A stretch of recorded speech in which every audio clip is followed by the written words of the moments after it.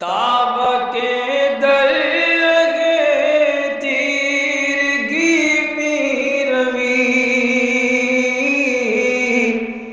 بہر توبہ درائے شباب قوی، بشنو از گوش دل مثنوی معنوی، در رہے صدق برتا مصمم شوی، بشنو از گوش دل مثنوی معنوی، در رہے صدق برتا مصمم شوی۔ بسم اللہ الرحمن الرحیم، الحمدللہ رب العالمین، والصلاة والسلام علی سیدنا و مولانا محمد سید الانبیاء والمرسلین وعلی آلہ واصحابہ اجمعین، اما بعد۔ ایک درویش جن کی اولاد فوت ہو گئی، ان کے واقعے کا تسلسل چل رہا ہے، جس میں ان کے گھر والوں نے شکایت کی تھی کہ آپ کو اپنی اولاد کے مرنے کا غم کیوں نہیں ہوتا، آنکھوں میں کبھی آنسو نہیں آتے۔ اس کا ابتدا میں تو انہوں نے جواب دیا، پھر اس کے بعد پھر ایک اعتراض آیا، پھر آپ نے اس کا جواب دینا شروع کیا، اور آخر میں گفتگو یہاں پر آ کر ختم کی کہ فیصلے اللہ تعالیٰ کی مرضی کے حساب سے ہوتے ہیں۔ ساری مخلوق اللہ تعالیٰ کی پیدا کردہ ہے، تو جب ہر چیز اس کی ہے اور وہ اپنے فیصلے سے واپس لیتا ہے تو ہم غم کرنے والے کون ہوتے ہیں؟ یہی وہ میرا مضبوط ایقان اور اعتقاد ہے کہ اس کی وجہ سے جو غم ہے وہ مجھے ستاتا نہیں۔ یہ بات بیان کرتے ہوئے مولانا روم نے اللہ کے فیصلوں پر راضی رہنے کی اہمیت پر گفتگو شروع کر دی، اور فرمایا کہ اولیاء کرام میں بھی دو قسم کے ولی ہوتے ہیں۔ ایک وہ ہوتے ہیں جو اللہ تعالیٰ کے فیصلوں پر راضی ہوتے ہیں اور خوش ہوتے ہیں، اللہ نے جو فیصلہ کر دیا اس پر خوش ہوتے ہیں۔ ایک وہ قسم کے لوگ ہوتے ہیں خدائی احکام پر راضی ہیں، کسی معاملے میں اللہ تعالیٰ سے اصرار نہیں کرتے کہ فلاں چیز دے، وہ دے دے تو الحمدللہ شکر کرتے ہیں، لے لیتے ہیں، نہ دے تو کوئی غم نہیں کرتے۔ اور دوسرا وہ لوگ ہوتے ہیں جو اس معاملے میں اتنے زیادہ اسٹرانگ ہوتے ہیں کہ وہ اللہ تعالیٰ سے دعا بھی نہیں کرتے۔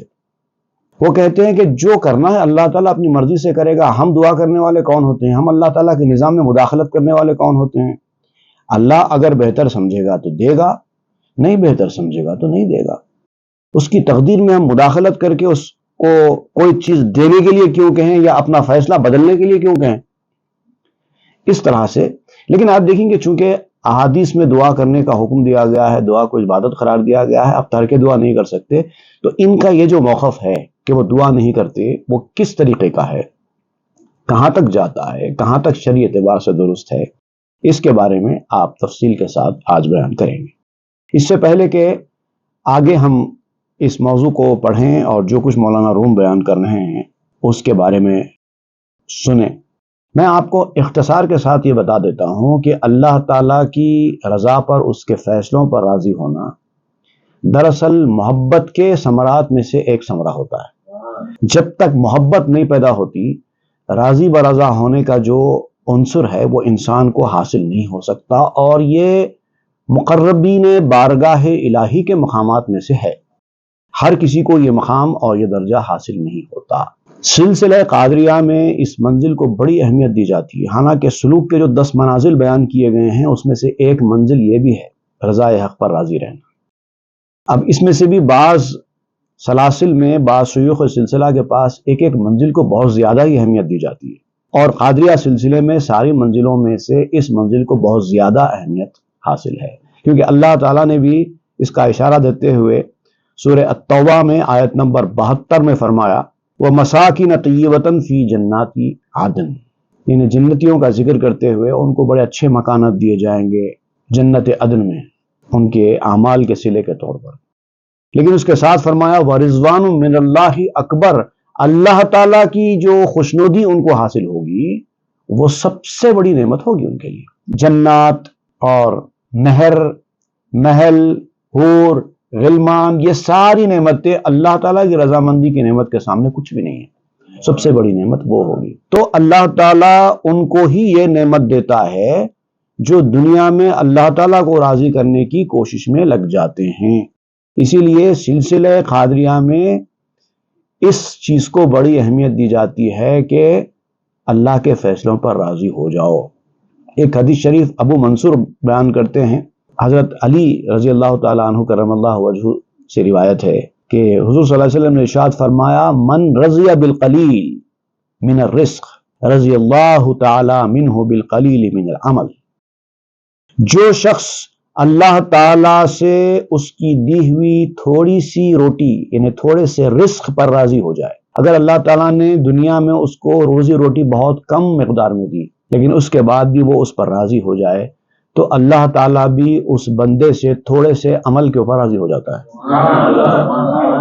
ہمارے پاس کچھ بڑا عمل نہیں ہے، کچھ زیادہ دنیا میں ہم نے نہیں کمایا ہے، پھر اللہ کو راضی کیسے کریں تھوڑے سے عمل کے ساتھ؟ تو اللہ تعالیٰ کہتا ہے میں تم کو تھوڑا سا رزق دیتا ہوں، تم اس سے راضی ہو جاؤ، میں تمہارے تھوڑے سے عمل پہ راضی ہو جاؤں۔ دیکھیے اب کتنی بڑی چیز ہے جو بیان، اس لیے سلسلہ قادریہ میں خاص طور سے ایک حکم ہے، حضور غوث پاک رضی اللہ تعالیٰ عنہ کا یہ حکم ہے، اور بہت جان ہے سلسلہ قادریہ کی یہ حکم، کن کالمیت فی ید الغسال وکن کالقرۃ تحت سولجان الفارس۔ ایسے ہو جاؤ جیسے غسال کے ہاتھ میں میت ہوتی ہے، میت کا اپنا کوئی عمل دخل نہیں، اس کی کوئی حرکت نہیں، اس کی کوئی جنبش نہیں، اپنی مرضی سے کچھ نہیں کرتا۔ غسال ہاتھ اٹھاتا ہے تو میت کا ہاتھ اڑ جاتا ہے، غسال ہاتھ چھوڑ دیتا ہے تو میت کا ہاتھ نیچے ہو جاتا ہے، غسال کبھی سر پہ پانی ڈالتا ہے، کبھی پاؤں پہ پانی ڈالتا ہے، میت اپنی مرضی سے کچھ نہیں کرتی، بے حس و حرکت رہتی ہے۔ ایسے اللہ کے فیصلوں کے سامنے ہو جاؤ۔ وَكُنْ كَالْقُرَّةِ تَحْتَ سَوْلْجَانِ الْفَارِسِ، یعنی ایسے گیند کی طرح، بال کی طرح ہو جاؤ جیسے پولو کھیلنے والے کے بیٹ کے نیچے جو بال ہوتی نا، وہ جدھر چاہتا ہے ادھر اس کو کھینچ کر لے کے چلا جائے، بال کی کوئی مرضی نہیں ہوتی۔ ہر گیم میں آپ دیکھیے، فٹ بال سمجھ لیجیے آپ، یا کرکٹ سمجھ لیجیے آپ، یا کوئی بھی ایسا گیم جس کے اندر بال ہوتی ہے، بال کی اپنی کوئی مرضی نہیں ہوتی، جدھر اس کو مارے ادھر چلا جاتا ہے۔ تو یہ ہے سلسلہ قادریہ کی تعلیم، اور یہ بھی حضور غوث پاک کے ارشادات میں ہے کہ مشیت خداوندی کے آنے پر تم کبھی بے قرار مت ہو، اس لیے کہ کوئی روکنے والا بھی اس کو روک نہیں سکتا، ہر تقدیر کا فیصلہ ہو کر ہی رہتا ہے، چاہے اس سے کوئی خوش رہے، راضی رہے یا نہ رہے۔ تمہارے اللہ کے کسی فیصلے سے ناخوش ہو جانے سے فیصلہ بدلنے والا نہیں ہے، اور تمہارے خوش ہو جانے سے بھی فیصلہ بدلنے والا نہیں ہے۔ جو ہونا ہے وہ تو ہو کر رہے گا۔ جلاء الخاطر میں حضور غوث پاک کا ارشاد نقل کیا گیا۔ حضرت عمر بن عبدالعزیز رحمۃ اللہ علیہ فرماتے ہیں، ایک مرتبہ آپ نے فرمایا کہ میں اس پر راضی ہوں جو میری تقدیر میں لکھا ہے، خواہ وہ کچھ بھی کیوں نہ ہو، چاہے یہ ہو چاہے وہ ہو۔ لوگوں نے پوچھا کہ آخر آپ خود بھی تو کچھ چاہتے ہوں گے نا، تقدیر کا فیصلہ تو جو ہونا ہے ہو کر رہے گا، اور آپ اس سے راضی ہیں جو تقدیر کا فیصلہ ہو گیا، آپ خود بھی تو کچھ چاہتے ہوں گے نا۔ تو حضرت عمر بن عبدالعزیز نے فرمایا کہ ہاں میں چاہتا ہوں، مگر وہی چاہتا ہوں جو قسمت میں لکھا ہوا ہے۔ تو یعنی آرزو ہے کہ آرزو نہ رہے، آرزو ہو کہ آرزو نہ ہوئی۔ حضرت ابوبکر شبلی رحمۃ اللہ علیہ نے تو فرمایا کہ جب ان سے تصوف کے بارے میں پوچھا گیا کہ یہ تصوف ہے کیا چیز، یہ صوفی لوگ ہوتے کیا ہیں، یہ تصوف و طریقت کیا ہے، تو آپ نے فرمایا التصوف جلوس مع اللہ بلاہم، اللہ تعالیٰ کی رضا پر بے ارادہ ہو کر قائم ہو جانے کا نام، جم جانے کا نام ہی تو تصوف ہے۔ تو اس کی اہمیت پر مولانا روم اظہار خیال کر رہے ہیں۔ بشنو اکنو قصے آ رہرواں کے ندارند اعتراض در جہاں، میں اب تم کو ان بڑے لوگوں کا قصہ سناتا ہوں، ان لوگوں کی بات سناتا ہوں جو رہنما گزرے ہیں اپنے آپ میں، اور دنیا کے کسی فیصلے پر کبھی اعتراض نہیں کرتے، کبھی کسی معاملے میں وہ اپنی ناخوشی کا اظہار نہیں کرتے۔ جو کچھ تقدیر کا فیصلہ ہوتا ہے اس فیصلے پر ذرا برابر بھی ان کو ناگواری محسوس نہیں ہوتی۔ ایسے لوگ گزرے ہیں جن کے کچھ باتیں میں تم کو بتاتا ہوں۔ زولیا اہل دعا خود دیگرند، گہ ہمی دوزند و گاہے می درند۔ اولیاء دو قسم کے ہیں، ایک تو وہ ولی ہیں جو دعا کرتے ہیں اللہ تعالیٰ سے، مانگتے ہیں اللہ سے، دے دے تو خوش ہو جاتے ہیں، نہ دے تو تیرا شکر ہے مالک تیری مرضی کہہ کر خاموش بیٹھ جاتے ہیں۔ لیکن دوسرے اولیاء وہ ہیں جو اتنے زیادہ اللہ کے فیصلے پر راضی ہیں کہ کچھ مانگتے ہی نہیں ہیں، کہتے ہیں کہ تجھے سب معلوم ہے، حسرت وہ میرے حال سے واقف ہیں، اس لیے خاموش ان کے سامنے بیٹھا کریں گے ہم۔ جب وہ واقف ہیں ہر چیز سے تو ہماری کیا ضرورت ہے، ہماری کیا خواہش ہے، وہ بھی سو جانتے ہوں گے، تو وہ جب جانتے ہیں تو دیں گے، اگر ضروری محسوس کرتے ہیں تو دیں گے بھی، مانگنے کی کیا ضرورت ہے۔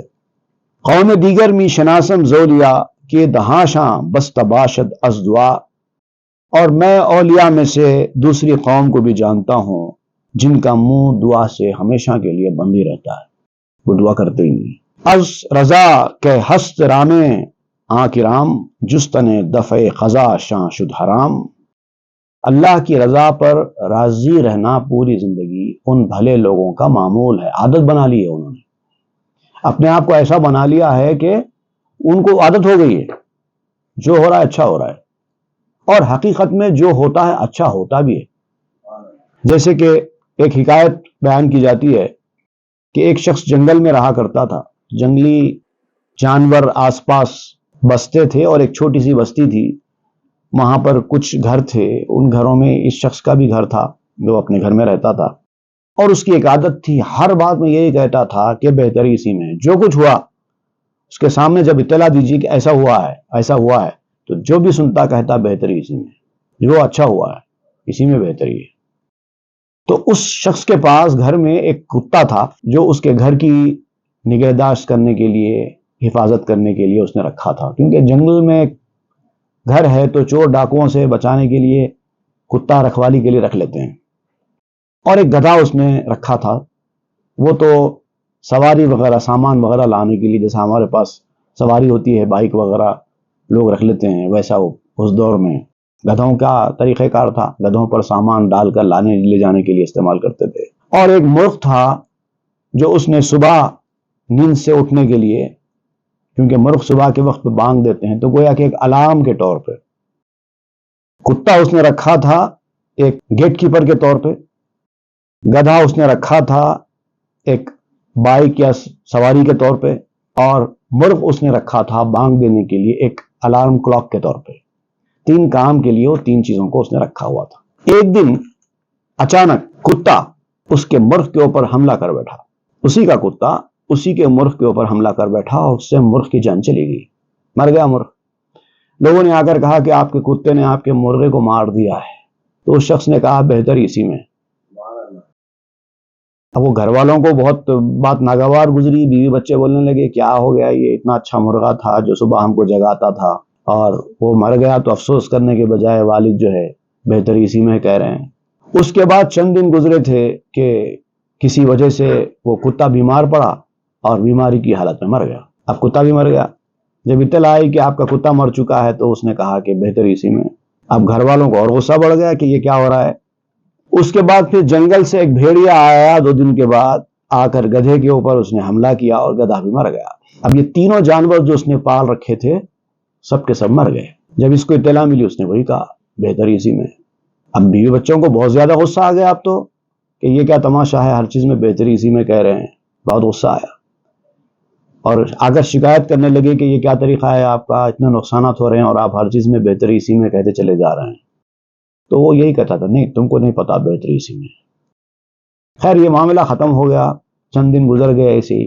اس کے بعد اچانک ڈاکوؤں کا حملہ ہوا اس بستی کے اوپر۔ اب جنگلوں کے بیچ بسی ہوئی بستی تھی، ڈاکوؤں کی ایک بڑی ٹولی نے اس بستی پر صبح صبح حملہ کر دیا۔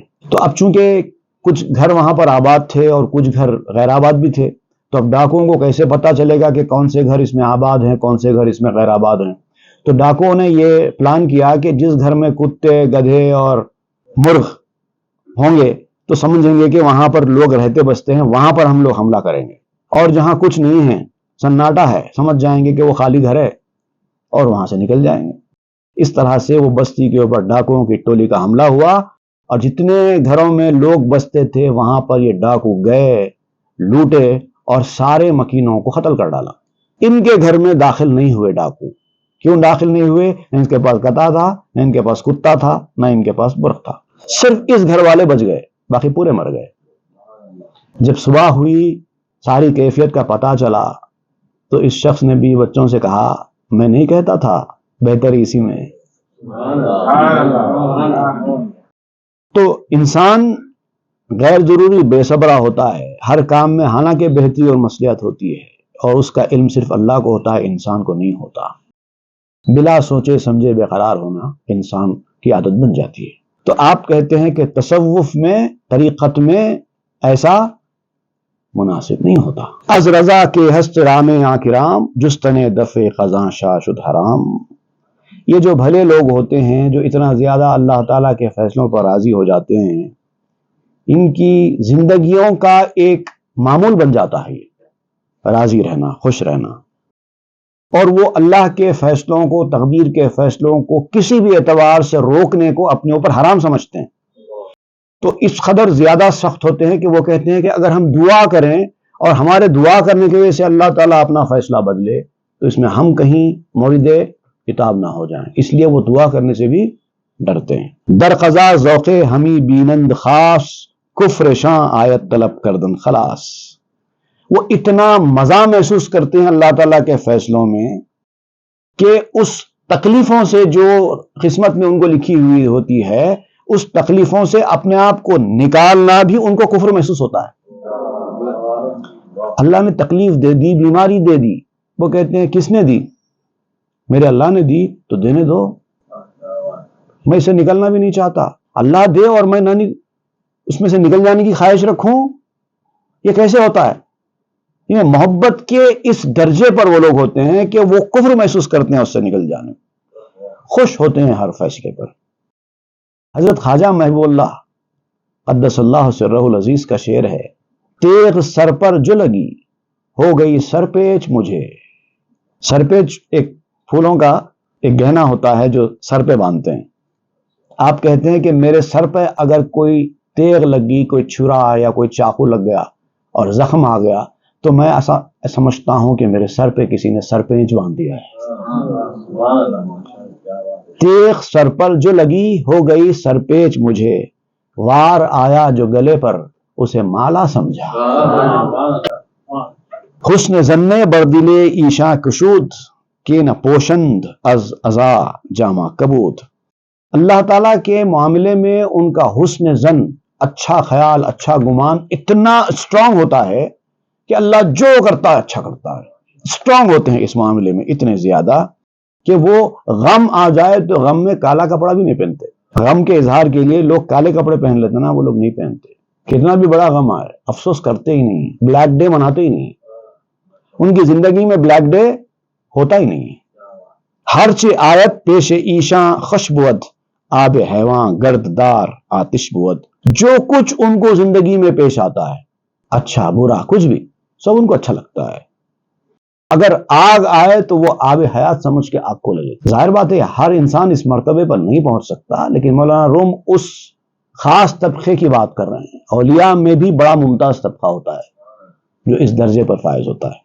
زہر در حلقوں میں شاں شکر بود، سنگ اندر راہ شاں گوہر بود۔ ان کے گلے میں جب زہر ڈالا جاتا ہے تو ان کو شکر کی طرح میٹھا لگتا ہے، اور ان کے راستے کا جو پتھر ہے جو ان کو ٹھوکر لگتی ہے تو وہ پتھر اٹھا کر اس کو جوہر ہیرا سمجھتے ہیں۔ جم لگی یکساں بود شان کو بد، اسچ باشد این ز حسن ظن خود۔ ان کے لیے اچھا برا سب ایک ہے۔ ہمارے پاس یہ اچھا یہ برا، یہ اچھا ہوا یہ برا ہوا، ایسا ہونا تھا ویسا نہیں ہونا تھا، یہ سب ہمارے پاس چلتے ہیں، ان کے پاس کچھ نہیں، سب ایک جیسا ہے، کیونکہ وہ جانتے ہیں سب اللہ کی طرف سے ہو رہا ہے نا، سب اس کی طرف سے ہو رہا ہے تو سب سیم ہے۔ اچھا برا الگ الگ کچھ نہیں ہوتا۔ یہ کیوں ہوتا ہے وہ کیوں ہوا یہ ان کے پاس ہوتا ہی نہیں ہے، کیونکہ ان کے پاس حسن ظن ہے اللہ تعالیٰ کے معاملے میں۔ جو اللہ کرتا ہے اچھا ہی کرتا ہے، اس کے ساتھ وہ یقین رکھتے ہیں۔ کفر باشد نزد شاں کردن دعا، کہ الہ ازما بگرداں خزا۔ دعا کرنا بھی ان کے نزدیک کفر ہوتا ہے۔ کیسے دعا کریں؟ کس منہ سے دعا کریں؟ اللہ یہ کر دے، اللہ وہ کر دے، کیسے کہیں؟ اس کو نہیں معلوم کیا کرنا ہے کیا نہیں کرنا ہے۔ اے اللہ یہ چیز ہم کو ہوئی ہے، اس کو دور کر دے، دور فرما دے، کیسا کہیں گے؟ اس کو نہیں پتا دور کرنا ہے نہیں کرنا ہے۔ جو لوگ کٹ پتلی بنتے ہیں، کٹ پتلی بن کے جیتے ہیں، وہ لوگ اپنی مرضی سے کچھ نہیں کرتے۔ اس کی کٹ پتلی بن کے رہ احمد، سودا جس ہاتھ ہو گیا تیرا، جس کے ہاتھ تمہارا سودا ہو گیا، اب وہ جیسا بولتے ہیں کر۔ حضرت خواجہ محی اللہ کا ایک اور شعر بھی ہے، گر ہوش میں لاتے ہیں تو آجا، دیوانہ بناتے ہیں تو بن اب۔ اگر وہ تجھے دیوانہ بنانا ہی چاہتے ہیں تو بن جا دیوانہ۔ اب یہاں پر آپ واقعہ بیان کر رہے ہیں حضرت بہلول دانا کا۔ حضرت بہلول دانا نے ایک ولی درویش سے ایک سوال کیا۔ اب وہ سوال کیا ہے، جواب کیا ہے، اب آپ دیکھیں گے۔ گفت بہلول آن یکی درویش را، چونی اے درویش واقف کن مرا۔ حضرت بہلول دانا رحمت اللہ علیہ نے ایک درویش سے کہا کہ اے درویش آپ کیسے ہیں، مجھے بتائیے کیا حال ہے آپ کی، کیسی مزاج ہے آپ کی، کیسا چل رہا ہے۔ ایک سوال تو نارمل سوال ہے جو ہر کسی سے کیا جاتا ہے۔ گفت چوں باشد کسے کے جاویداں، بر مراد او روت کارے جہاں۔ تو اس درویش نے حضرت بہلول دانا سے کہا وہ شخص کیسا ہوگا جس کے ارادے کے مطابق، جس کی مرضی کے مطابق دنیا کے کام چل رہے ہوں، جس کی مرضی کے مطابق دنیا کا کاروبار چل رہا ہے، جس کی مرضی کے مطابق دنیا کا نظام چل رہا ہے، اس سے آپ کیا پوچھتے ہیں کہ آپ کیسے ہیں؟ وہ کیسے ہوگا؟ مزے میں ہوگا نا۔ سیل جوہا بر مرادے او روند، اختراں زاں ساں کہ او خواہد شوند۔ سیلاب، نہریں، دریا سب اسی کی مرضی کے مطابق چل رہے ہیں، ستارے بھی اس کی مرضی کے مطابق چلتے ہیں۔ وہ ستاروں کو کہتا ہے ادھر آ جا تو ستارہ ادھر آ جاتا ہے، ایسی مرضی سے، ایسے حکومت سے وہ جی رہا ہے۔ زندگی و مرگ سر ہنگانے او، بر مراد او روانہ کو بکو۔ زندگی اور موت بھی اس کے سپاہی ہیں، اس کے ارادے کے مطابق جہاں بولے چلتے ہیں۔ کیا پاورفل آدمی ہوگا وہ، اس سے آپ پوچھتے ہیں کہ آپ کیسے ہیں۔ ہر کجا خواہت فرستت تعزیت، ہر کجا خواہت ببخشت تہنیت۔ وہ جہاں چاہے تعزیت روانہ کر دیتا ہے، کانڈولنس روانہ کر دیتا ہے، اور جہاں چاہے تہنیت روانہ کر دیتا ہے، گریٹنگز روانہ کر دیتا ہے۔ اتنا پاورفل ہے۔ سالکان راہ ہم برگام او، ماندگاں از راہ ہم در دام او۔ سلوک کے راستے بھی کہ جو سالک ہیں، سلوک کے راستے پر چلنے والے بھی اس کے نقش قدم پر چلتے ہیں، اور جو لوگ راہ سے عاجز ہیں، جن کو یہ راستہ پتہ ہی نہیں ہے، دنیا داری کی زندگی گزار رہے ہیں، وہ بھی اسی کا جال میں۔ انہیں ہدایت بھی وہی دے رہا ہے، لوگوں کو گمراہی کے راستے پر بھی وہی چھوڑ رہا ہے۔ ہیچ دندانے نہ خندت در جہاں، بے رضا و امر آں فرما رواں۔ دنیا میں کوئی دانت اس کی مرضی اور اس کے حکم کے بغیر مسکراتا نہیں ہے، کوئی دانت مسکرانے کے لیے کھلتا ہی نہیں ہے جب تک کہ وہ نہ چاہے۔ آپ اس سے پوچھ رہے ہیں آپ کیسے ہیں۔ بے رضائے او نیفتد ہیچ برگ، بے قضائے او نیاید ہیچ مرگ۔ اس کی منشے اور اس کی مرضی کے بغیر کوئی پتا جھاڑ سے جھڑتا نہیں ہے، اس کے حکم کے بغیر کسی کو موت نہیں آتی۔ آپ اس سے پوچھ رہے ہیں کہ آپ کیسے ہیں۔ گفت ایشا راست گفتی ہم چنی، در فروز سیمائے تو پیداست این۔ اب حضرت بہلول دانا نے کہا کہ آپ کی شخصیت، آپ کی ذات، ان چیز کو دیکھنے کے بعد تو لگتا ہے کہ آپ اس بڑے درجے پر فائز تو ہیں۔ آپ کے چہرے سے، آپ کی شان سے یہ ظاہر ہوتا ہے کہ آپ بہت بڑے درجے کے ہیں۔ این و ست چندینی اے صادق ولیک، شرح گو ایراں بیاں کو نیک نیک۔ اے سچے انسان، ایسا ہی ہے، لیکن ذرا آپ جو بات بیان کر رہے ہیں اس کی تشریح کیجئے، کیونکہ جو باتیں آپ بیان کر رہے ہیں نا وہ ہر کسی کو سمجھ میں آنے والی نہیں ہے۔ دیکھیں یہاں پر اس طرح کی باتیں جو صفات اللہ تعالیٰ کی ہیں وہ اپنی طرف منسوب کر رہے ہیں۔ میں زندگی دیتا ہوں، میں موت دیتا ہوں، میں ایسا کرتا ہوں، میں ویسا کرتا ہوں، میری مرضی سے جو کچھ ہو رہا ہے۔ تو اب اس میں دو قسم کے لوگ پیدا ہوں گے، ایک ایسا جن کا عقیدہ ان باتوں کو سنے اور یقین کر لے ان کی باتوں کو، تو وہ گمراہ ہو جائے، شرک کے راستے پر چلا جائے گا۔ اللہ تعالیٰ کی شان والا بندہ پیدا ہو گیا، اس طرح سے کہے گا تو کفر و شرک ہو جائے گا، تو یہ لوگ بھٹک جائیں گے، شرک کے راستے پر چلے جائیں گے۔ اور جو لوگ آپ کی بات کو نہیں مانیں گے، انکار کر دیں گے، وہ آپ کے اوپر شرک کا الزام لگا دیں گے۔ دونوں صورتوں میں صحیح بات نہیں ہے نا۔ تو آپ جو بول رہے ہیں وہ درست ہے، لیکن اس کی کچھ تشریح ہوگی نا۔ میں جانتا ہوں اس کے پیچھے کچھ تشریح ہے، ذرا وہ بیان کیجیے۔ آن چنا کے فاضلو مرد فضول از دلو از جاں کند اورا قبول. اور ایسے طریقے پہ آپ ایکسپلین کیجئے کہ جو عالم فاضل آدمی ہے وہ بھی سمجھ لے اور جو جاہل بیکار انسان ہے وہ بھی سمجھ لے، اور آپ کی اس ایکسپلینیشن کو دل و جان سے قبول کرے، کیونکہ آپ غلط نہیں کر رہے ہیں لیکن اس کے پیچھے کچھ ہے، کیونکہ اس کا ظاہر تو بڑا خراب ہے.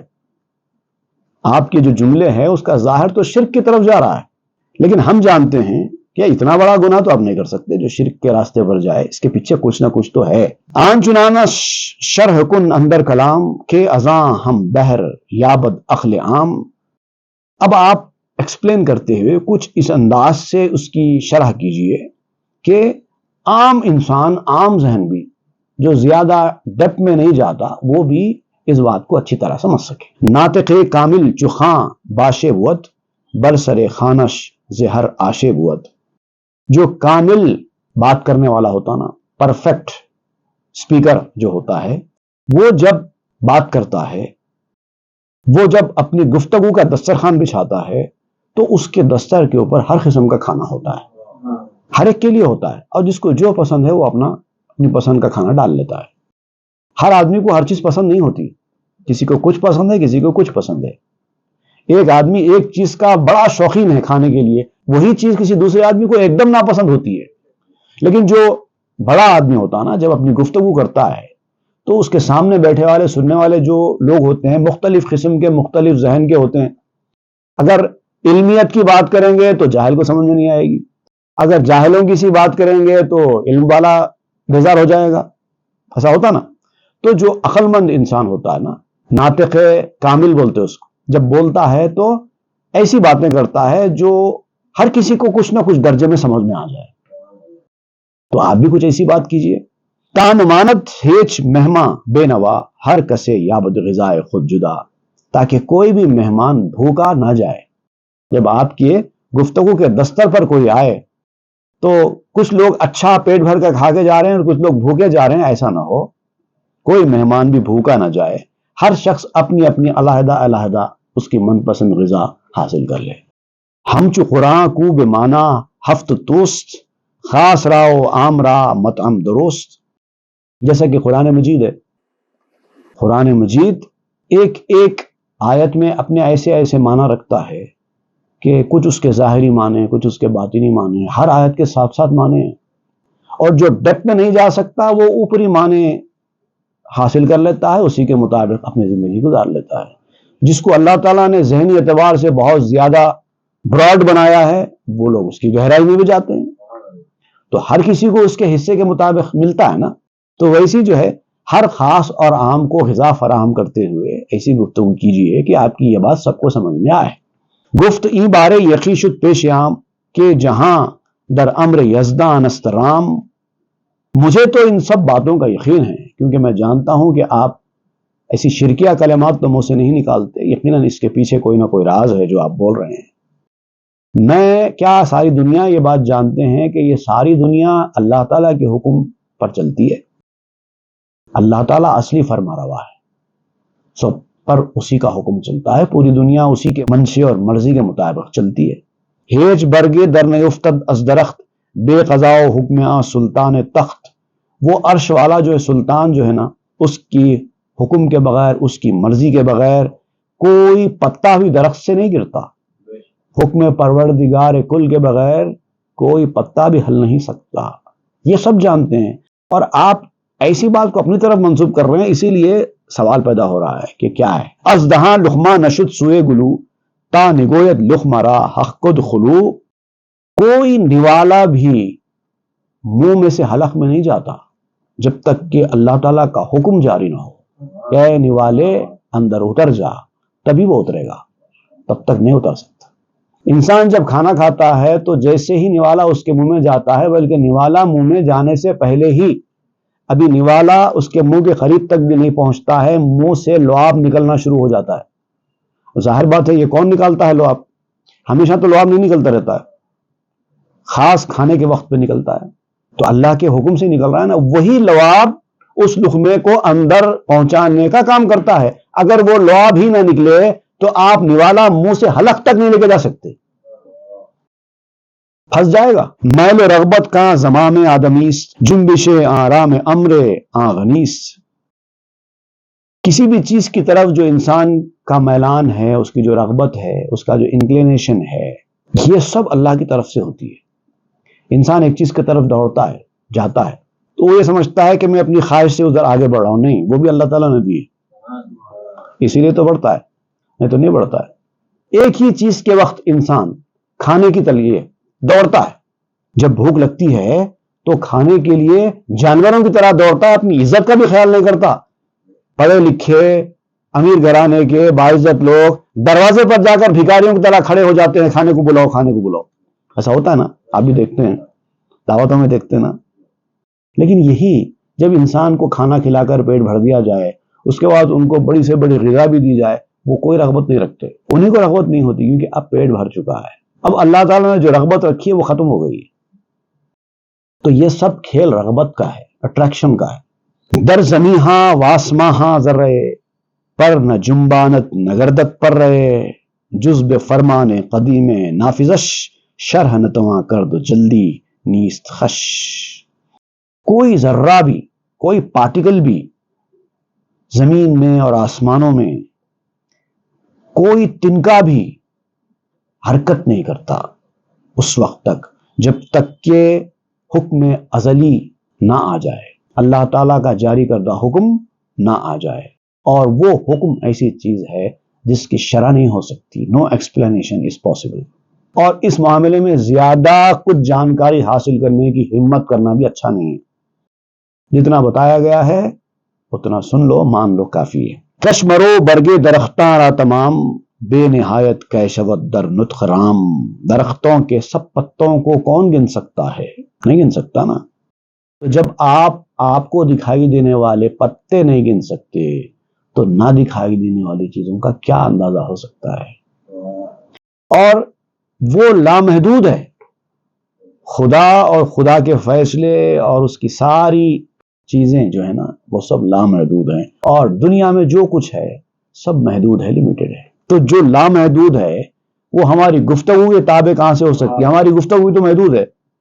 ہم ایک لامحدود چیز کو الفاظ میں، لمیٹڈ الفاظ میں کہاں سے لا سکتے ہیں؟ این قدر بشنو کہ چوں کلی کار، می نگردت جز بامر کردگار۔ اتنا سن لو، بس اتنا یاد رکھو، جب تمام کام اللہ کے حکم کے بغیر نہیں ہوتے، چوں قضائے حق رضائے بندہ شد، حکم اورا بندے خواہندہ شد۔ جب اللہ تعالیٰ کا حکم بندے کی رضامندی بن جاتا ہے، اللہ تعالیٰ نے ایک حکم دیا، بندہ اس پہ ایسا راضی ہو گیا کہ اللہ کے فیصلے کو بندہ اپنا ہی فیصلہ سمجھنے لگا، تو بندہ اس کے حکم کا چاہنے والا بن گیا۔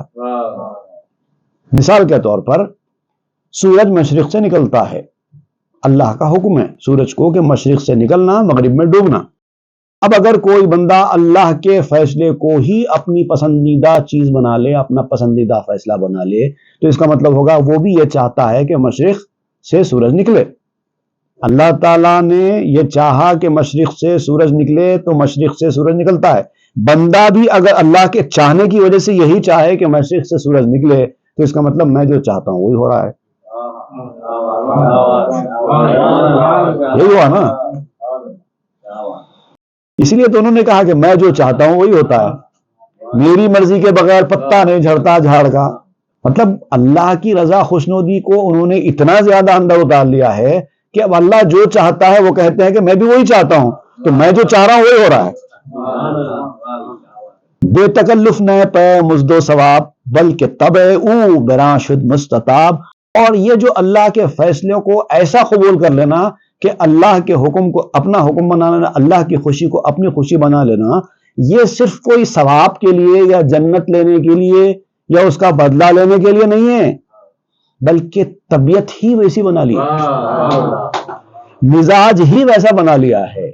دیکھیے ایک چیز ہوتی ہے، آپ کسی چیز کو حاصل کرنے کے لیے کوئی کام کرتے ہیں، میں یہ کروں گا تو مجھے یہ ملے گا، میں یہ کروں گا تو مجھے یہ ملے گا، میں اس سے بچوں گا تاکہ مجھے یہ نہ ہو۔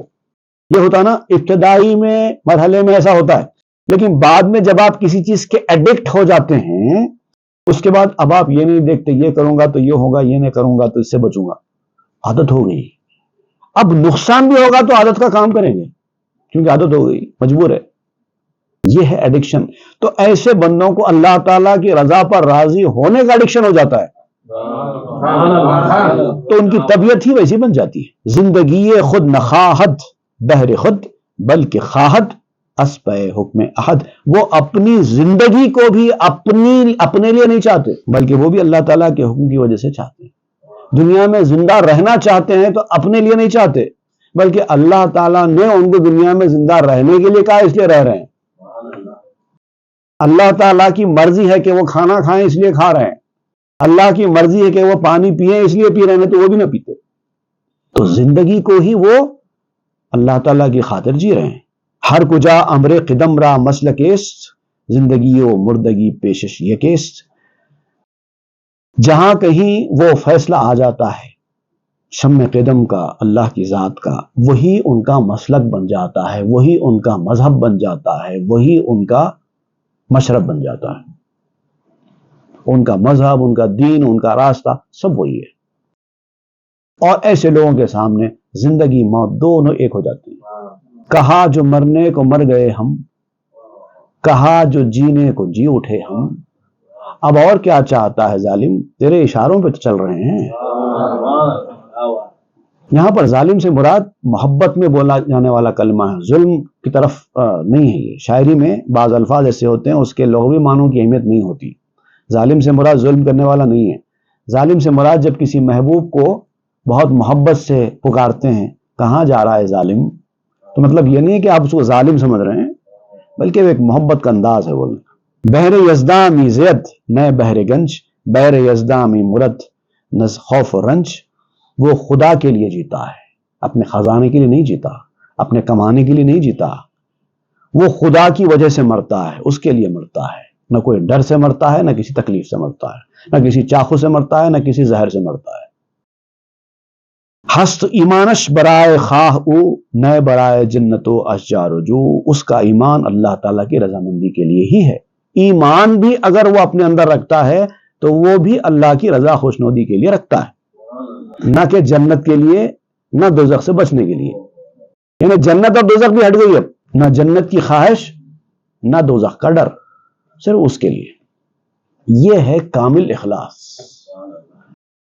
حضرت بی بی عائشہ رضی اللہ تعالیٰ عنہا سے ایک روایت ہے کہ ایک مرتبہ آپ نے فرمایا کہ میں تو چاہتی ہوں کہ نہ جنت رہے نہ دوزخ رہے، دونوں کو برخاست کر دیا جائے. لوگوں نے پوچھا ایسا کیوں؟ تو یہ کیا کریں گے؟ لوگ جنت کی خواہش میں اللہ کی عبادت کر رہے ہیں، لوگ دوزخ سے ڈر کے اللہ کی عبادت کر رہے ہیں. ارے اللہ کی عبادت اللہ کے لیے کرو، جنت دوزخ کو ہٹاؤ بیچ میں سے. یہ ہے اصلی اخلاص. کر کے کفرش ہم برائے حق بوت نئے زبی میں آ کے در آتش روت.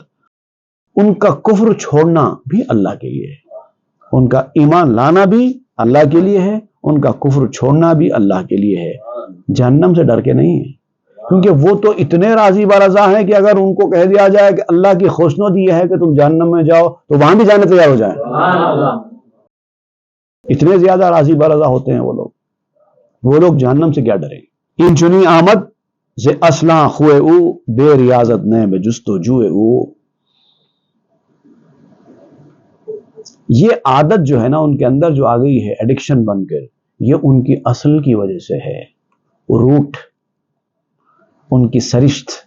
یہ چیز جو ہے نا کسی کے مجاہدے سے یا کوشش کر کے یا محنت کر کے حاصل ہونے والی نہیں ہے. یہ درجہ راضی برضا کا، یہ درجہ محنت، جستجو، ہدایت، تکلیف، پریشانی، مشقت، پریکٹس، اس سے آنے والا نہیں ہے. آپ کلیئر کر رہے ہیں. کوئی آدمی یہ سمجھتا ہے کہ میں کوشش کر کے پریکٹس کر کے یہ درجہ حاصل کروں گا، ایسا نہیں ہونے والا.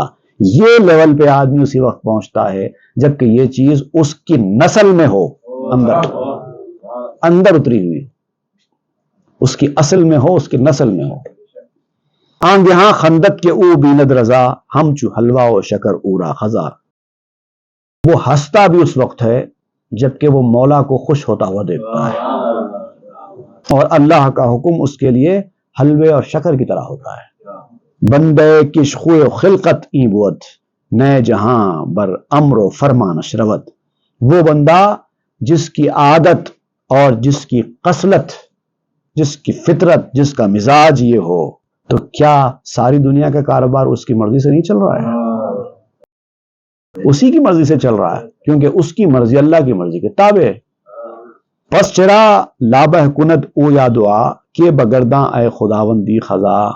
تو اب جو اس منزل پر پہنچا ہوا بندہ ہے، وہ کس بات کی دعا کرے، وہ کس سے خوشامد کرے، کس سے درخواست کرے، کس سے التجا کرے کہ یہ کر دو، وہ اللہ سے نہیں کر رہا تو بندے سے کیا کرے گا؟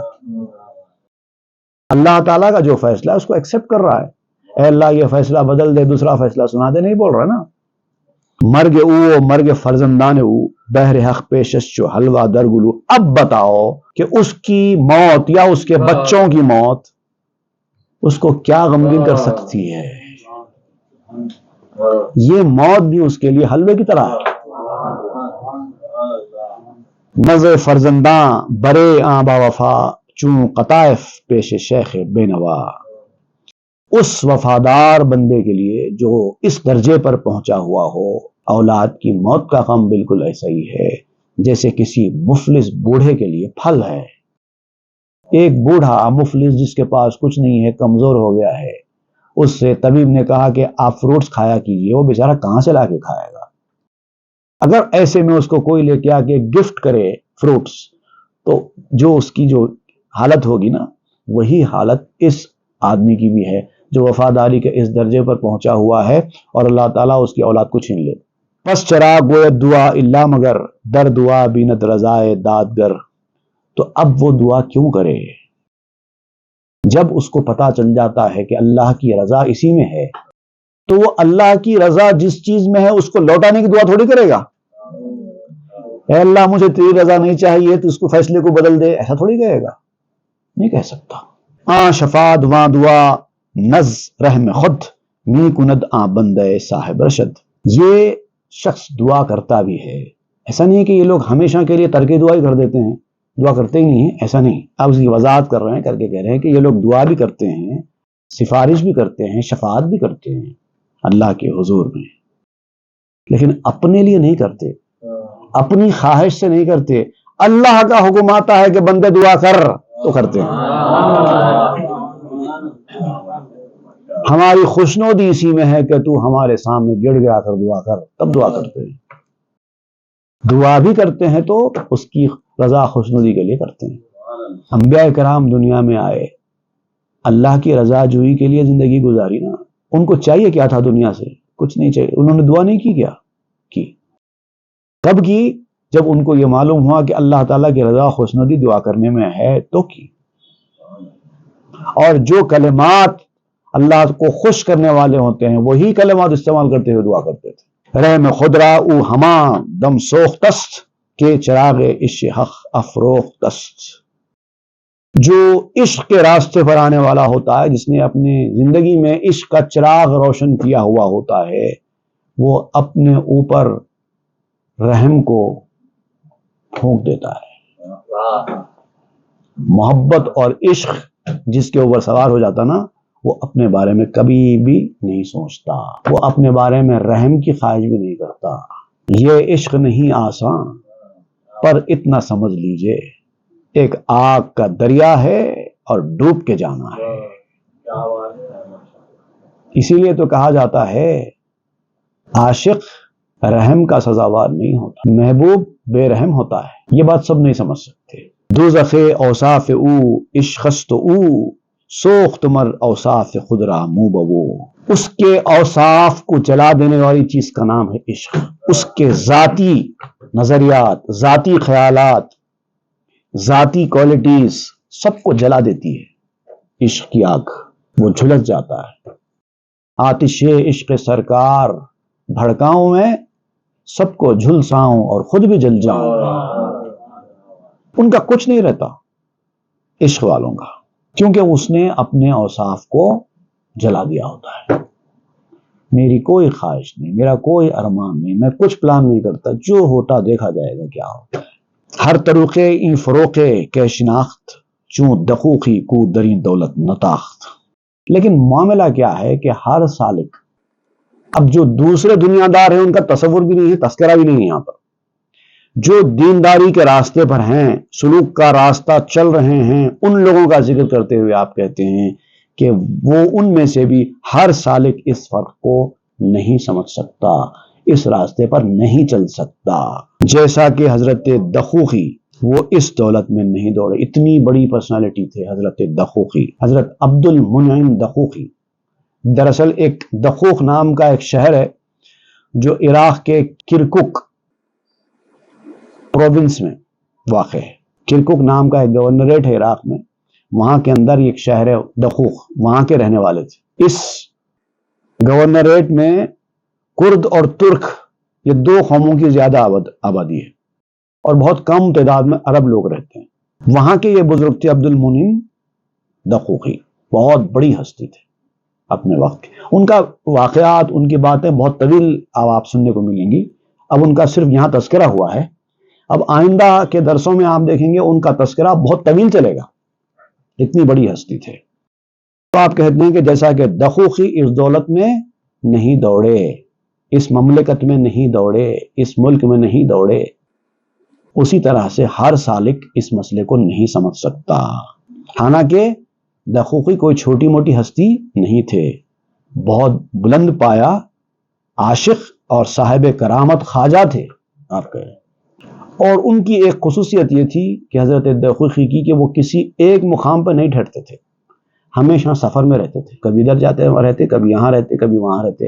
آپ کا ماننا یہ تھا کہ ایک مقام پر انسان جب زیادہ عرصے رہ جاتا ہے تو اس مقام سے اس کو محبت ہو جاتی ہے، اور وہ محبت ہونا اس کے لیے اچھا نہیں ہے، اسی لیے کہیں جانا چاہیے، جا کے رہنا چاہیے تاکہ وہ محبت گھر کی پیدا نہ ہو۔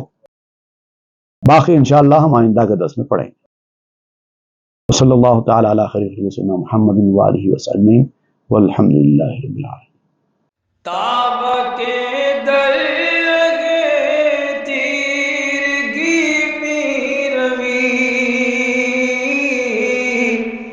بہر توبہ درائے شباب قوی، بشنو از گوش دل مثنوی معنوی، در رہے صدق برتا مسمم شوی، بشنو از گوش